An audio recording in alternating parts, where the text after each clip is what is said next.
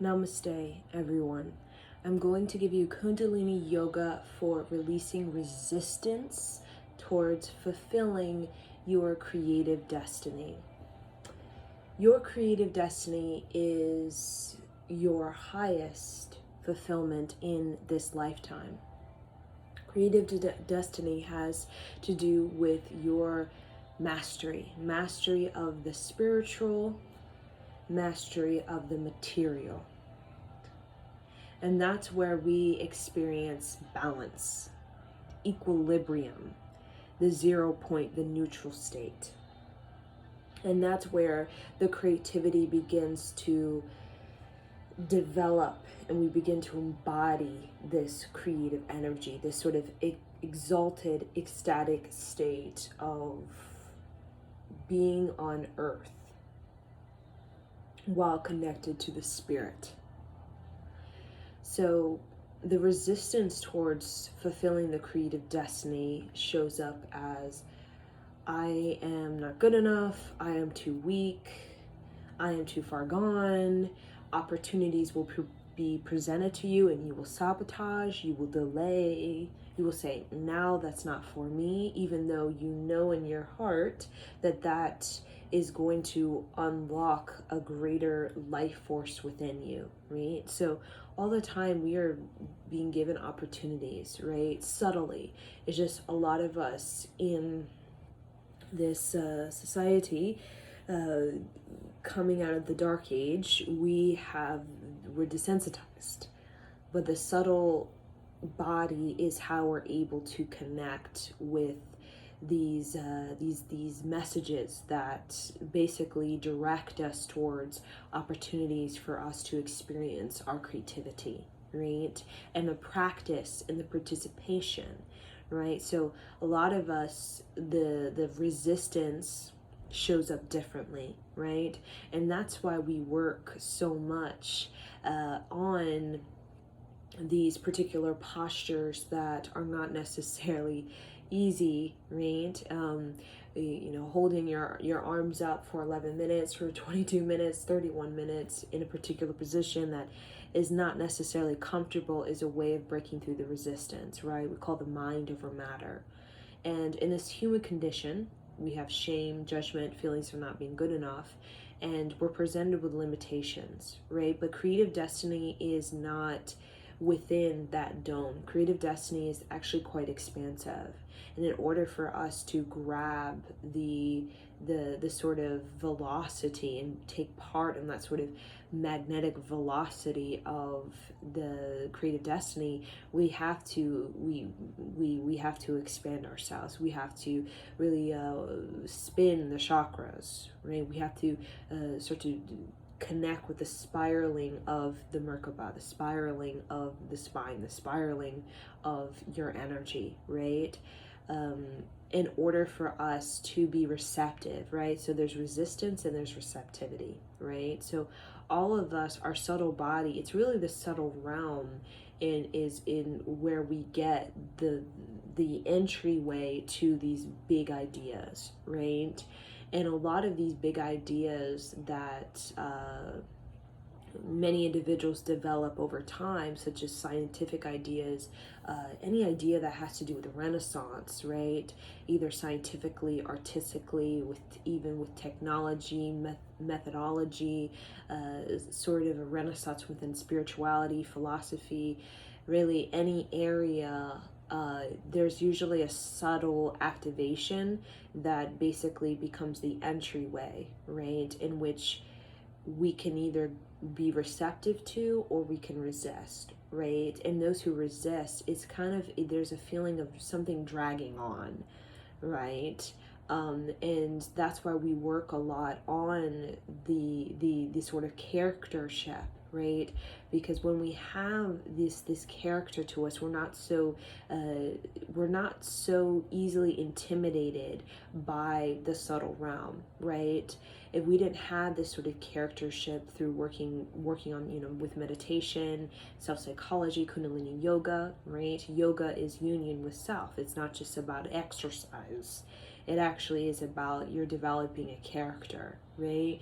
And the reason you need a character is because God, the universe, will subtly present you with a doorway, right? Creativity will knock on the door, but it won't bang. It will knock gently, right? And that becomes a celestial event, a portal that you can either resist or you can walk through, right? And those who walk through, such as individuals who are leaders of any sort of renaissance, either scientifically, with technology, artistically, musically, those individuals received the subtle knock and they opened and they walked into the entryway, right? And they began to develop, participate, practice over many years. And that subtle sensation that moved through the body now becomes an actual experience of one's own creativity, one's own skillfulness, or one's own idea being brought into an invention or some kind of innovative, you could say, apprenticeship you have with that imagination or that sort of idea that's given to you, right? So the resistance we have, it shows up in ways where we make excuses, right? We make excuses. And that's why when we do Kundalini yoga, meditation practice, it actually can seem like you're putting a lot of pressure on yourself. Because sometimes you need to put the pressure on yourself, right? In order for you to basically learn the kind of quality of energy you need to have in order to respond to the pressure of life. So it's almost like we're preparing for the pressure of life, right? Either it's the pressure of love or career or whatever it is, because the pressure of life needs to be met with the pressure we have on ourselves, right? So, the pressure we put on ourselves, in the way it cracks us open, we can feel like we're breaking down, collapsing.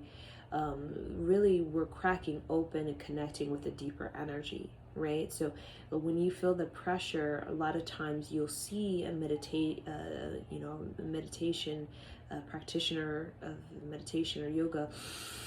You'll see them breathe in very deeply, exhale very long. It means that they're tapping into a deeper energy, because the pressure that is on the psyche, it demands that they need to basically access the reserve of energy, right? So life, we know, is very demanding on us, right? In order to kind of meet that and not be intimidated by that, so that we can really crack open life instead of just kind of be in a state of repelling it, these type of energies in life that are actually there to help us be more creatively expansive, is we do need to put the pressure on ourselves to actually show up and to participate and to practice, right? Because all of life in the desire, we talk about the wishing is like a child's mind. The wishing is, I want to learn something new. The wanting is, now I am learning. You know what I'm saying? So the wishing is, I wish to learn. And then the kid is presented with an opportunity to go to school. And the wanting is, now I want, right? I am actually learning now, right? Which is about you participation, a practice. So this is an ancient old philosophy that human beings will continue to deal with for the remainder of, I guess, humans on planet Earth, right? And in that sort of practice, participation is showing up, right? We put the pressure on ourselves, just like when you do homework, right? You're putting pressure on yourself, right? But the whole collapsing and breaking down and I can't handle it is basically an indication that you need to access a deeper energy within yourself. And the only way we can access a deeper energy within the self is that we definitely need to work on the creative movement in the body, right? The creative movement, the creative maneuvers with the body and the mind, right? To access the spirit, right? Because at the end of the day, when the pressure is really high on you, it's the spirit that really alleviates and how you're able to recover, right? We can call it the spirit of the land, the spirit of your ancestors, the spirit of that particular state. What is it we call the delta state, I believe, when you're sleeping, right? That's the spirit state, right? And then the sleep is where we have the most recovery. Sleep is where our parasympathetic dominance gives us the opportunity to thoroughly heal. Like the whole system is just checking for what is too heated, and it'll cool it down, right? For what is too cool, you warm it up, and that's what happens in the sleep, right? So, many times you'll see people, sometimes it's like in the middle of the summertime and people are shivering, right? Because in that sleep state, you're receiving a major healing. Or it could be in the middle, it could be like the middle of winter and people are like sweating, right? Because the healing is happening within you, right? So the purpose of our creative destiny has everything to do with our confidence in our ability to create a reality, right? The confidence we have in our ability to digest experiences, the confidence we have in the ability to follow our heart, the confidence we have in our ability to work on our talents and our gifts, right? And basically to pursue life. We call pursue life to the fullest, right? That's kind of the ancient old saying, right? Pursue life to the fullest.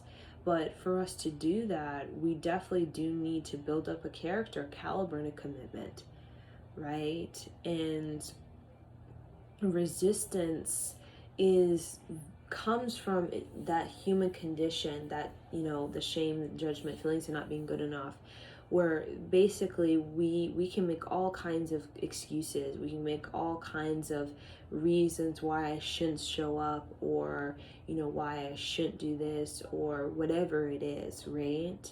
And even we can resistance is when you get the opportunity, right? You say you really want love, right? But then the pressure's on you and you actually meet love, and then you're like staring at it like, what am I going to do with this? So that's why everything is almost like a preparation. It's a momentum that you're building, so that when the pressure's on you and you get the expansion, you're not shaking in your boots, right?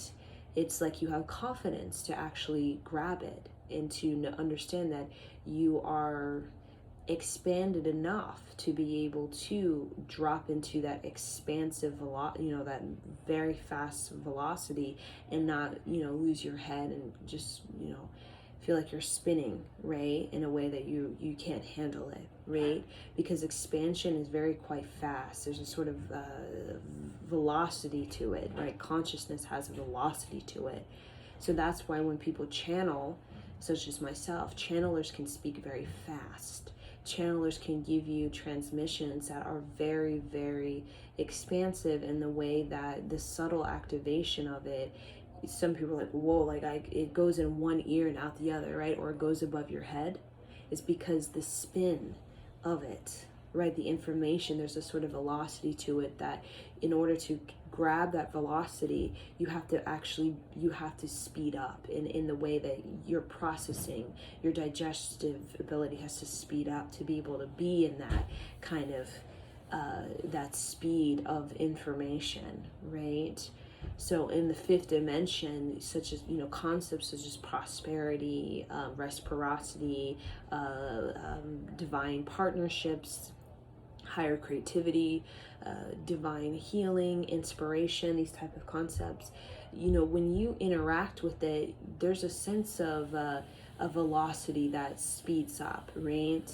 That you experience that can initially seem very intimidating, right? Overwhelming, because you're presented with a lot of ideas that, in our sort of human condition, they're not equipped to be able to sort of dial into that understanding of manifestation, right? Because the energy is like 30 times more, right? Our human condition, we only access like a very small amount of energy within the whole system. But the fifth dimension and these concepts belonging to the fifth dimension that you access when the mind over matter, which is the speeding up of the mind, right? To the point where the spirit and the material are exactly like in sync, right? Where you talk about you think of something and you're able to manifest within a particular window, right? Of a moon phase, right? A moon cycle, you're able to manifest something, right? That's the kind of fifth dimension, right? Where it's the spirit and the physical are actually joined. So in the human condition, we only access a certain amount of energy, right? And when we access more of that, it's like our system is like overload, right? But these higher energy that's being downloaded is actually there to actually expand us so that we can be able to handle the pressure of, let's say, you really want true love, that's your greatest wish. But then the want, which is, the other side of it, is you have to learn. You with true love, there's something you have to learn, and that learning experience may initially not seem so easy to you, right? Because this true love or this life partner, it actually presents ideas, even concepts, and even reality that you might not be necessarily equipped to, or necessarily used to it, or it's not in your sort of expansion, right? Your sort of speed of what you think you're to experience in a love relationship, right? So that's why we have the kind of pullback, right? When people have this, there's this breakthrough or this opportunity, right? Either that, they've wished for love since they were 15, they find, they have this love, but it's like they don't know what to do with it, right? Because the velocity of that love relationship is accessing a really expansive grand energy, a grand creativity that we are not prepared for, or we don't feel prepared for, right? So then we kind of stick with our guns, the human condition, and then just kind of, well, it's not for me, right? That kind of thing, right? And then we, it's not the time, but when you get into this, this velocity of these, concepts of the fifth dimension, such as prosperity, reciprocity, higher creativity, divine healing, you realize now is the time, right? It might not necessarily be now's the time that you are to experience that life partner or that transition from into this job, right? But it's now's the time to prepare. Now's the time to look at your future self and reverse engineer, right? Now's the time to actually build up the character you need, so that when you do transition into this you could say more evolved state, or when you transition into this this new career and this new love relationship, it's not so much of you have confidence to be able to look at the opportunity and be like yes, rather than I'm not so sure anymore, right? So the resistance can be the pullback, can even be this sort of dancing with the idea of expanding ourselves in any way. That could be a career, it could be a relationship, it could be a mindset, it could just be a way that we dress, right? Or their hairstyle or something like that, or the way we, where we live, our furniture in our house. Like it could be it doesn't have to be something to a big scale. It can be something that seems more of a smaller scale. But regardless, the resistance we have is we get used to this certain way of dealing with energy. And that's what the thing with Kundalini yoga and why it's so unique from like traditional yogas, right? Why Kundalini is called, the Raj yoga, the throne of yoga, because it kind of shocks the system, because there are thousands of kriyas, right, that even Yogi Bhajan in his lifetime would provide, so many, but still could not provide the amount of Kundalini yoga and kriyas that is, it's so prolific, right? So, but it shocks the system because it does it in a way where it kind of gets you you're not settling into an energy, right? You have this openness to speeding up or slowing down the energy, right?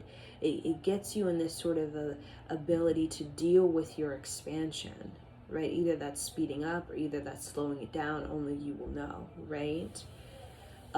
So when we have a direct relationship with our expansion in the mind over matter, the breath of life, that's when we can deal with the pressure of our wanting,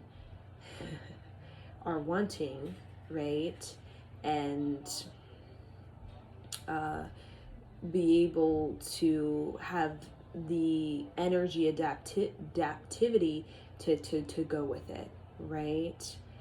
So I'm paraphrasing this, I believe this is like a story, right? The story of the individual who wanted the wealth, right? The wealth of the universe to be draped in it, right? And what happened in the story is that the wealth just kind of popped up, landed on them, and basically killed them, because the wealth was so heavy that it literally was like a monolithic sort of stone, big stone, just falling on top of him, and all the gold and stuff like that, the jewels, the gold, the diamonds, I mean, nearly crushed them, right? And that's kind of a story that has to do with the wish and the want, right?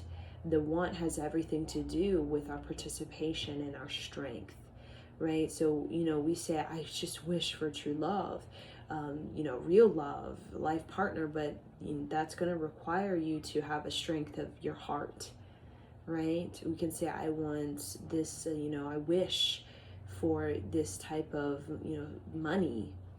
Then that's going to require you to have strength within the area of finance, right? Or have strength within the area of your creativity, and have some sort of momentum, sort of craftsmanship with relationship with your creativity that has been fine-tuned and thoroughly worked on for an amount of time, right? So that's what the want is, right? The wish is very hopeful, very wishful, very optimistic, very enthusiastic, very much charismatic, like a go-getter. But the want is everything to do with our ability to face resistance. And that can be, for example, being dyslexic and having to take an English course and having to write a paper that is maybe 7 pages long, and the dyslexia is a resistance in the whole idea of what dyslexia is, right? Which is a disability, right? So the resistance can be, well, I can only basically excel so much with this paper, right? I'm expecting that I'm probably not going to get a high grade because my dyslexia it gives me a resistance, right? When I want to use these big vocabulary words, my dyslexia, it resists, it prevents me from using these big vocabulary words.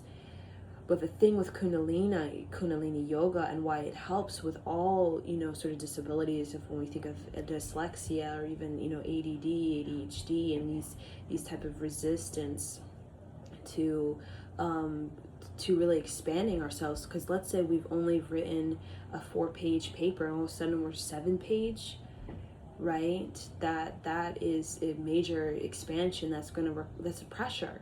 And a lot of times we deal with pressure through just anxiety, right? Or I'm collapsing, or I'm having a breakdown, or I can't handle it, I don't want to do it, it's just too much, right? And then we spend more time delaying, and then not really focusing, that we miss the opportunity, right?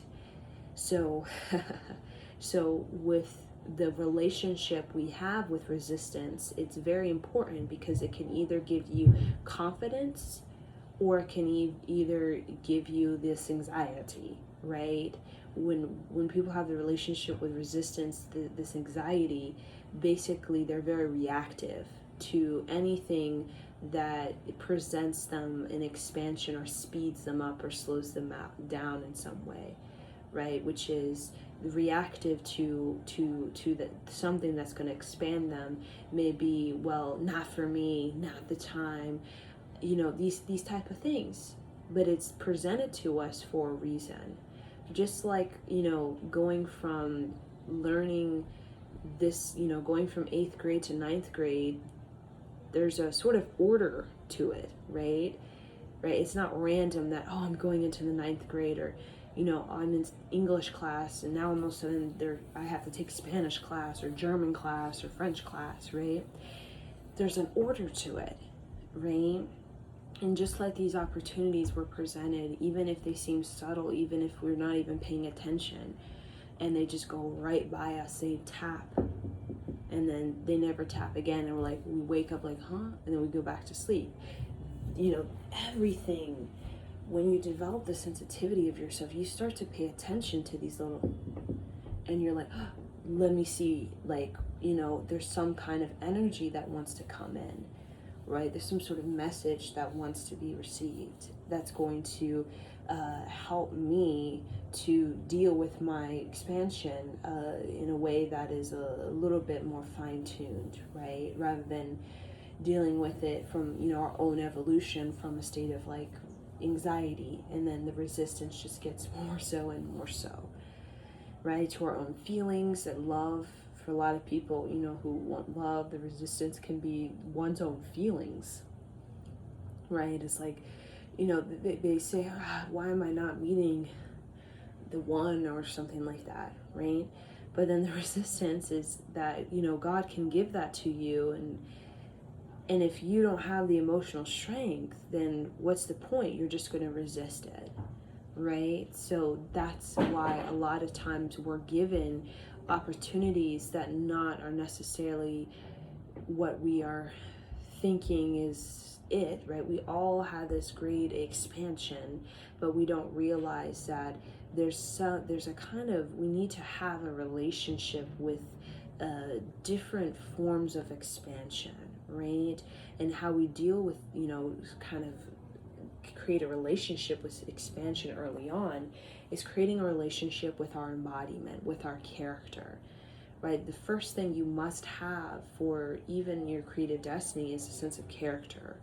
So most of the lifetime, in many ways, is spent on your character and spent on you participating and practicing your character, your caliber, your commitment, right? And then the expansion comes in as ideas, subtle knocks. And since you have the kind of, you've proven yourself to yourself that you're able to take the pressure of your own evolution and to have the confidence to roll with it and whatever that means for you, then these ideas will come in more so and more so, because the universe will not give you something they know that you're not, it will give you the knock, but it's not going to hound you down, right? Because you have free will, right? So the more that we work on the character, the caliber, the commitment, when we get those subtle knocks of creativity, those ideas, it could just be a seed, but if you plant it, it becomes something like a whole pumpkin field of these giant pumpkins that brings so much wealth to you and your selling of your pumpkins, right? We have to work on the embodiment. We have to work on the relationship we have to resistance, being paying attention to it when it shows up. And resistance can be your resistance to your emotions. You're given opportunities to have dealings with your emotions, and you are resistant to that, and that can show up as denial, distraction. A lot of it can be denial, distraction, avoidance, escapism. It can show up as just trying to move away from that. It can show up as numbing. It can show up as like, I'm not good enough, I'm not worthy, um, I don't accept myself, right? So that is showing you that there's a strength around your emotions that you need to build up. The same thing goes with your mental body. Let's say you're given opportunity for higher education, right? But the resistance you have can show up as in your concentration, right? Your ability to actually follow through, right? To really sit with it, to really go with it, right? And that means we need to build a relationship with that kind of resistance to this higher education or the study, and find ways in which we can be inspired to sit down, right, and do these things. And that's what Kundalini yoga and meditation does. Even you don't even have to think, what's my resilience? It just releases that for you. Because how we're able to release resistance in all areas of our embodiment, mind, body, spirit, is just relaxing. It's simply just relaxing, right? Because when you're in a really relaxed state, and that's why most of our dreams, our sleep, our sleep time is where we get a lot of the ideas. Most of our ideas are seated during rest, like nap time or when you're in deep sleep, right? And many times when you're meditating, right? If you're a deep meditator, you can actually go into a sleep state basically very quickly, and you can get ideas, and then you come out of meditation, and a lot of people come out and all of a sudden they're like writing a whole book or doing some painting or poetry or music, right? Because when we're relaxed is when we're most available and receptive. When we're busy and when there's all this noise and our mind just can't sit still, that's when we have the most resistance. And that can be resistance to learning, resistance to trying new things, resistance to our own emotions, our own body talking to us, and just overall resistance to our creativity when we're just, chaotic and constantly in this noise. So the releasing resistance has everything to do with relaxation, where you can be receptive. And a lot of times in the receptivity and the relaxation, the resistance kind of comes out as in this anxiousness to the jitters, the sort of I need to this sort of scattered mind that a lot of us have, right? That causes us to feel unfit to make these kind of changes. But when we just relax into it and we really use that kind of relaxation to create this sort of strength in our ability to deal with our own expansion, like through our character, that makes us feel so successful. And that's what creative destiny is you feeling successful within your own character. Because your money can fail and fall and change, and losses and all that kind of stuff. Even your spirituality, you can completely change spirituality. You're Buddhist, then you're into Hinduism, then you're going into the Taoist, and then you're going into Muslim, or your Christianity, and then you're exploring all Islamic, like all these different spiritualities within you may completely be revolutionized, right? But the character is our ability to be confident with it, right? And that's why when you see people, for example, with their own spirituality transition from, like, let's say you're a Catholic and then all of a sudden you could become a Sikh, that's a major revolution, right? That seems quite rebellious. But what makes people really relaxed about it, and they're like nonchalant, like, yeah, I'm Catholic, but now I'm like a Sikh and I'm okay with it, right?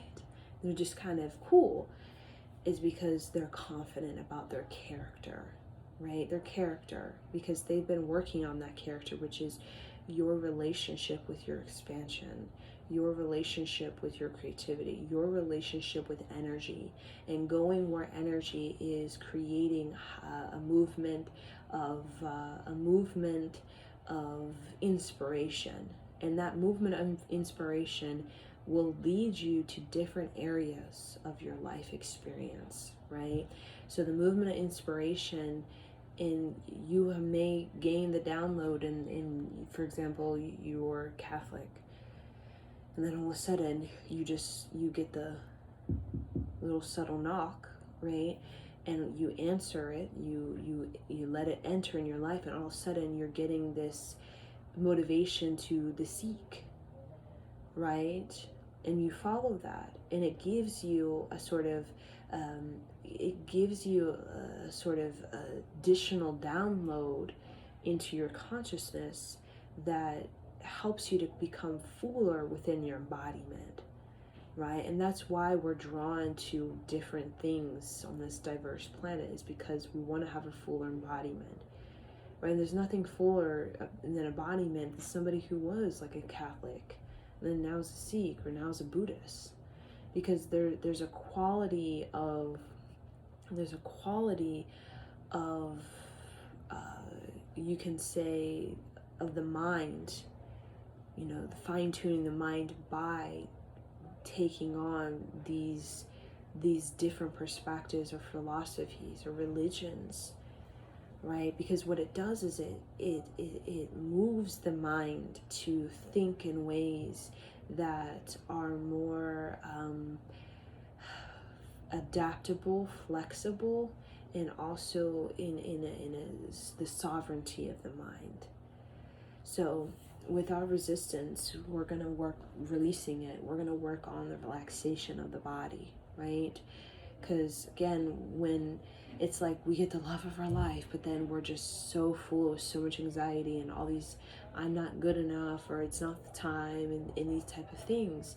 Or it could even be a career opportunity. It's like, oh my God, like this is something so cool and I would love it, but then we're like, I'm not good enough because I don't have anything to give, or I don't really have any confidence in that, right? And what am I gonna do when I go into that? Because it's like I wished for it, but now I'm like, I didn't really expand myself to be able to go into it and do something with it, right? So that's why we deal with our own expansion, which is just your evolution, what comes at you in your meditation. You deal with just that and learn how to relax through it, relax into it, right? And you'll know the resistance because you'll feel a lot of anxiety. You'll feel even tense in your body. You may even have headaches. You feel very noisy. Your thoughts running a mile a minute.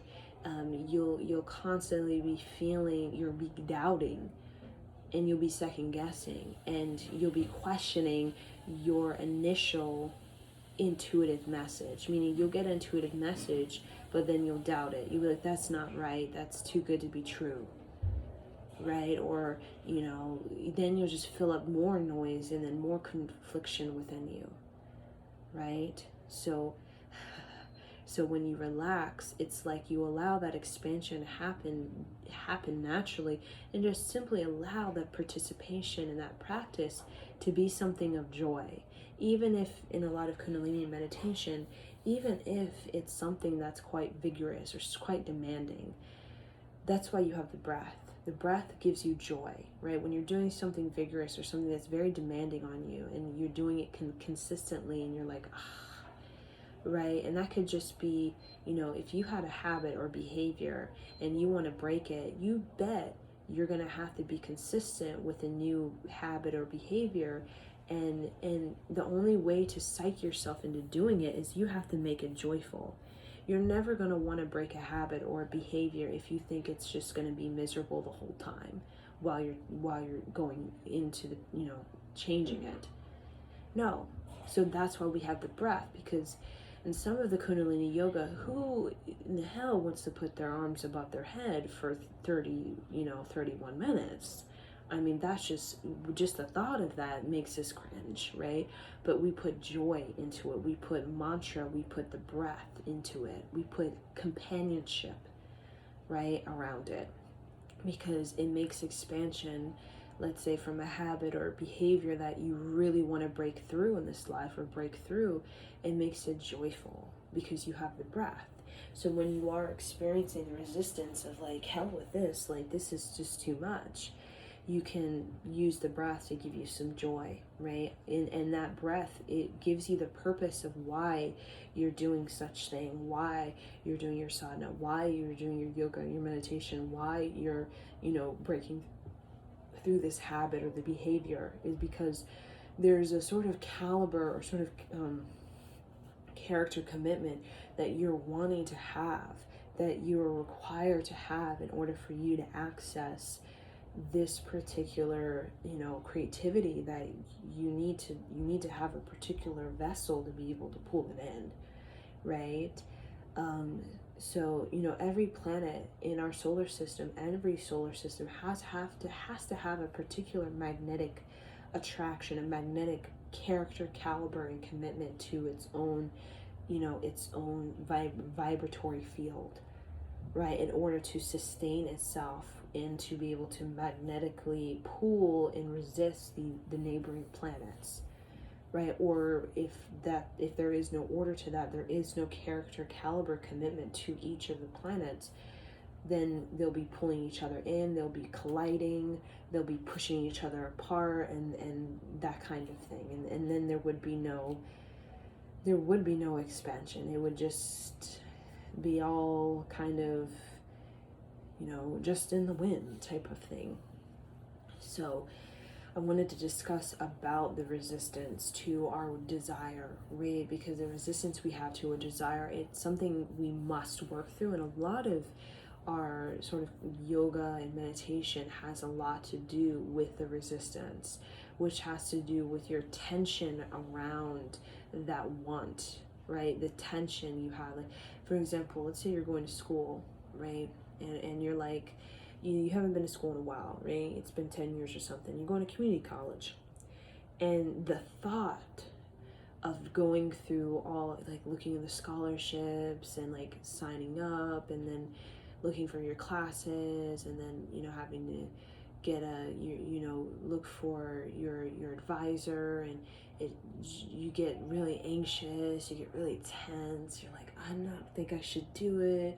And then some people don't. They allow that tension, they allow that anxiety to control them so much so where they say, you know what, I'm just not going to go this semester. And what happens is that complete doorway of that future reality, right? Now, we all have reasons, right? Things can show up, and really there is no right, wrong time of when we can experience something. But there definitely is the resistance is something that will always continue to come up, right? And if we give into it too much, get anxiety with our expansion too much, so it's like we'll attract more reasons why not to do it.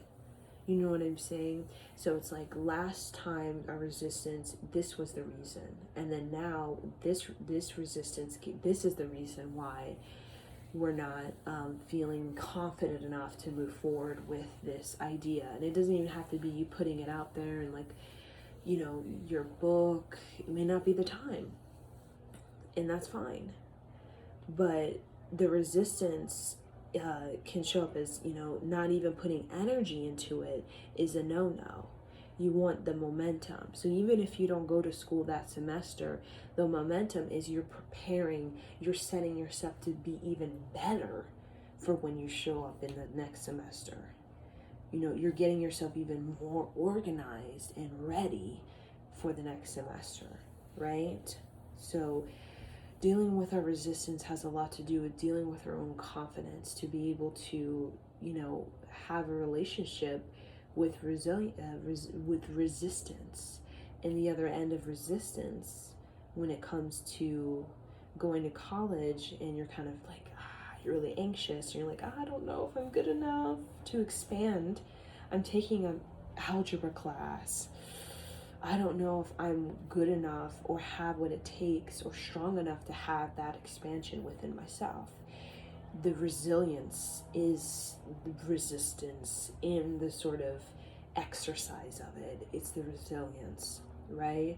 So even if you go to your first algebra and you're like, you totally, you don't get an A, you get like, a medium sort of grade, right? Not high, not low, just in between type of thing. That is the resilience, right? And if anything, even Yogi Bhajan would say, I mean, as long as you just give it your all, and as long as you actually possess a sort of gut and a resilience to actually honestly say, you know what, I really put it in my system and I really pumped iron into it, right? Rather than the resistance. And you'll be able to see a person's psyche in their resistance because you will see that they had no relationship with that subject at all, right? You can see it. Like they didn't ask for support. They didn't really create any relationship with it. So it's like, of course, you know what I'm saying?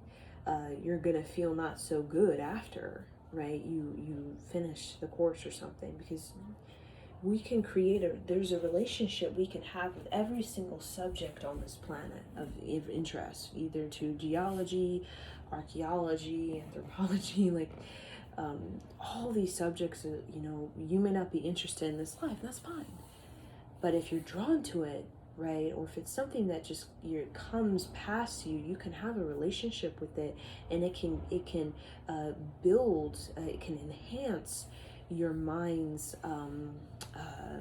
receptivity to different forms of information. Like, for example, when I, being more drawn into the realm of, being drawn to the realm of, English, reading and writing, these type of things, when I took a science class, a biology class, and again, I was like, this is not it.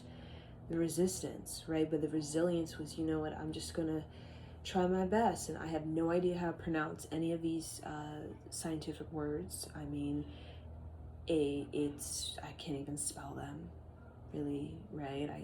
I can barely sort of look at them on a piece of paper and kind of correlate that to the answer to this question, right?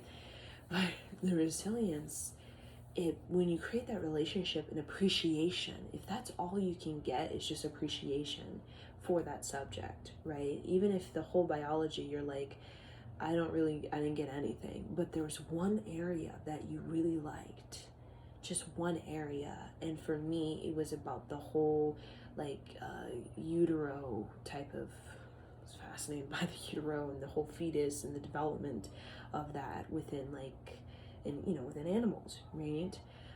Just that alone, and just getting just an interest, or sort of a appreciation for that can bring so much just joy into your life. It adds to you.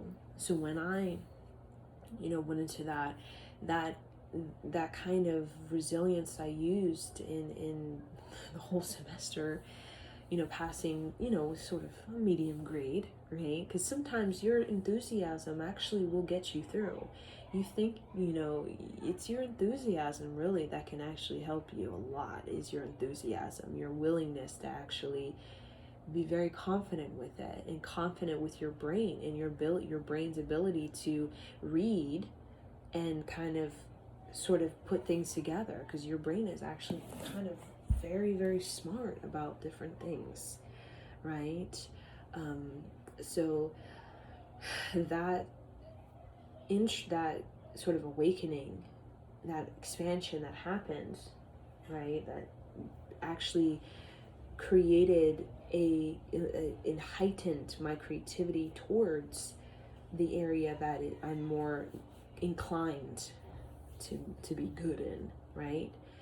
And that's what can happen, right? So you may not see the portents of this relationship of the past, right? But if you really, look into it, and this sort of relationship you had, if you really had a relationship with it, you will learn something about yourself that will help you in this future relationship, or help you to be ready and have a level of expansion within yourself to grab onto this relationship and make it into something, right? So the resilience gives way to, so we have the resistance, the the kind of intimidation. I'm being overwhelmed. This is too much. My feelings are too much. I'm feeling just unable to do what is being asked of me, right? The resilience gives us this relaxation. Like in this moment where you break through something, there's this total relaxation, like total relaxation that happens in you, right? This kind of ability to trust yourself that happens when you fully, that resilience gives you that kind of joy where you relax, and then that's where you receive. So the resistance becomes resilience. The resilience becomes this relaxation. The relaxation gives us the receptivity to the trust in ourselves, right? The ability to trust in ourselves. So we're going to do our yoga now, our Kundalini yoga, for releasing resistance, so that we can move into our desire with a sense of confidence. Really, it's just a sense of confidence in our own expansion, our own evolution, because we're here we're here to evolve, right? And anything that says that we're not here to evolve, it's quite hogwash, right? We're actually here to evolve, and the more that we do go with it and flow with it and just do the best we can with it in any way that, any challenge we're presented with, or just go with it, use the resilience, and eventually you will get the relaxation. Maybe not that moment, but you will get that relaxation, and then you'll get some sort of, you'll be receptive, and then you'll get some kind of, your character will get you some kind of opportunity, right? Some kind of opportunity through the character. Your resilience gives you a character, and character gives you an appreciation that actually gives you an opportunity, right? So your enthusiasm does get you somewhere. It does make you quite attractive and very magnetic, right? And very attractive to expansion, expanded partners, expanded a career, and even just thought forms, even just a life energy, just a creative energy. Because in the deep receptivity, that's where we have the Renaissance. And the Renaissance is totally about the revolution of you, right? In moving towards an era of your life after, working through the resistance and the resilience and the relaxation, receptivity. The Renaissance comes when you have been feeding into, attending to the seeds, growing these seeds within yourself, right?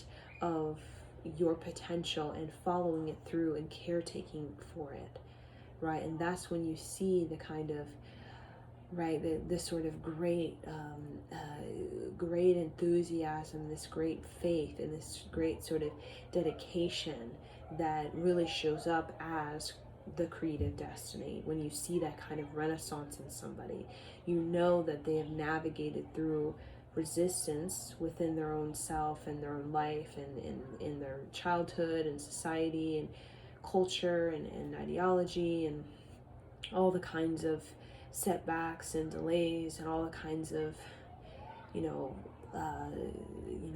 sort of moments of collapse, or the expansion is too heavy, it's too much pressure, I can't handle it, the anxiety, I'm not good enough, and gone through it, through the resilience, push through it, keep going with it, and then they get a point of relaxation where you get to this stage where you feel confident, and you're no longer adding additional anxiety or worry to what you're doing, because you're starting to get the hang of it, right? Because you've had enough experience, you've had enough sort of practice and participation with your own, relationship to resistance and expansion, that you're starting to understand the movement of energy. You're starting to understand your own energy, so you can relax more with it, because not only do you understand the energy within your own, system, but you're also understanding the energy of the universe and how it works, and how you're able to learn different things, and how the kind of character you've developed to be able to go into these different phases of your life with a sense of gut, because you've been doing it, right? So it's like, okay, I've kind of, I'm kind of getting it now, right? I don't need to exert so much energy into trying to want, because I'm starting to get how the energy works with the universe, right? Because I had the character. Once you have the character, you really don't need to be doing no slave your way to get something, or whatever it is, because the character is really what you've always wanted, because the character implies that whatever change happens within you, and whatever expansion you're presented with, a little subtle knock, right? You have the access to your creativity to be able to roll with it, right? And invent your way through it. That's what a renaissance is, we don't have these solutions to these, why the stars like this, why the trees like this, right? And the Renaissance is the kind of, we invent our way through, right? We invent our way through. The creativity is the imagination that gives us the vision, that gives us the kind of information, right? You play with that imagination, you play with that vision, all of a sudden you start to get information to that reality, and how that reality functions, and how it works, and how you can play a part in it if you choose to, right? So when we're looking at the stars and we have no idea what the stars are, the imagination that gives us a vision of these stars and what they possibly could look like, and we may journal them out, like, are they rocks? Are they dragons? What are they? Right? To the vision gives you information, gives you reality of, download, right? Oh wait, it's actually a star. These stars are a sun, basically like in our solar system, right? And there's infinite ones of them with their own solar system, right? And it just comes to you because you're connected to the core of the universe. You're connected to information of past and distant future, right? So that's what happens when we use our imagination and our vision, is we can literally, in that receptive state, receive information, and then you get visions of it, and then you invent your way into these solutions, right? Just like Nikola Tesla and Einstein and Da Vinci and Pablo Picasso, right?